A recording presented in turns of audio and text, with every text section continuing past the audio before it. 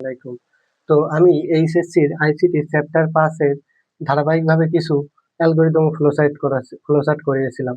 তো আজকেও সেই ধারাবাহিকতায় আরেকটা অ্যালগরিদম ফ্লোচার্ট নিয়ে আসলাম। সেটা হলো সেলসিয়াস স্কেলের তাপমাত্রা ফারেনহাইট স্কেলের তাপমাত্রায় রূপান্তরের অ্যালগরিদম ফ্লোচার্ট। তো এখানে প্রথমে অ্যালগরিদম এই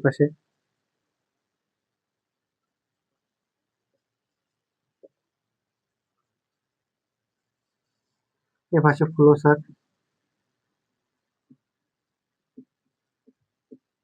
তো এটা করার আগে আমাদের একটা জিনিস জানা লাগবে, সেটা হলো সেলসিয়াস স্কেলের তাপমাত্রা ফারেনহাইট স্কেলের তাপমাত্রার ভেতরে সম্পর্ক কি। সেটা হলো C/5 F মাইনাস 32/9। এটা হলো সেলসিয়াস স্কেল আর ফারেনহাইট স্কেলের ভেতরে সম্পর্ক। তো ফ্লোচার্টের ক্ষেত্রে প্রথমে কি ডিম্বাকৃতির স্টার্ট শুরু, এরপরে ইনপুটের চিত্র। ইনপুট করার আগে অ্যালগরিদম এই পাশে লিখে আসি। ধাপ 1 শুরু করি,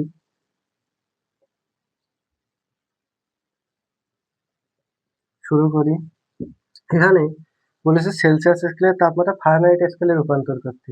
তো তাহলে সেলসিয়াস স্কেলের তাপমাত্রা আমরা সি ধরছি আর ফারেনহাইটের, তো আমাদের কি করা লাগবে, ইনপুট করা লাগবে সি।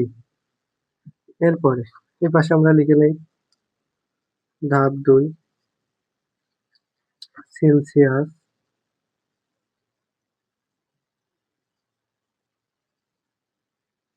স্কেলের তাপমাত্রা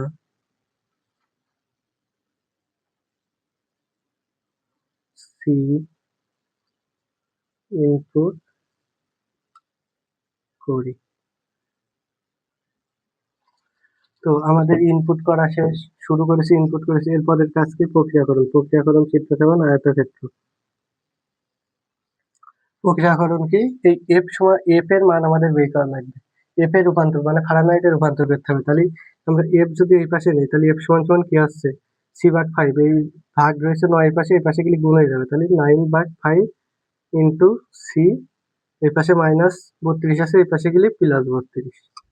তো এই যে আমরা এর আগে একটা ক্লাসে করিয়েছিলাম যে সি ভাষায় ভাগ চিহ্নরে আমরা এইভাবে প্রকাশ করি আর গুণ চিহ্নরে স্টার মতো দিয়ে। তো এখানেও সেই সেম ফলো করব। C is equal to 9/5 into C +32।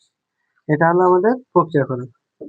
তো ধাপ 3 আমাদের কি, এখন যদি আমরা এটা বাংলায় বড় করলে কি প্রায় অনেক বড় লেখা লাগবে। সেলসিয়াস স্কেলের তাপমাত্রা ফারেনহাইট স্কেলের তাপমাত্রা রূপান্তরের এত এত নির্ণয় করি, সেটা না করে আমরা শুধু এফ সমান সমান 9/5 ইন্টু সি +32 যদি দেই, সেমি এই সেমি লিখলে সেমি নাম্বার পাওয়া যাবে। বাংলা অত বড় না লিখে যদি এই একটুখানি ছোটভাবে লেখা হয় তাহলেও সেম নাম্বার পাওয়া যাবে। তো আমরা ছোট ছোট ধাপ করে লিখবো। এরপরে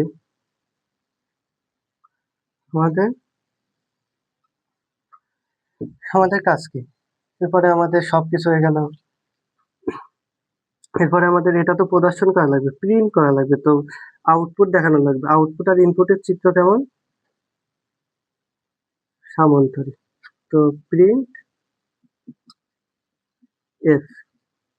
এরপর কি আমাদের সবকিছু শেষ, তাহলে শেষ করে দেওয়া। শুরু আর শেষের চিহ্ন ডিম্বাকৃতি, তাহলে শেষ, স্টপ। তারপরে ধাপ 4 ফলাফল প্রিন্ট করি। এরপর ধাপ 5 শেষ করি।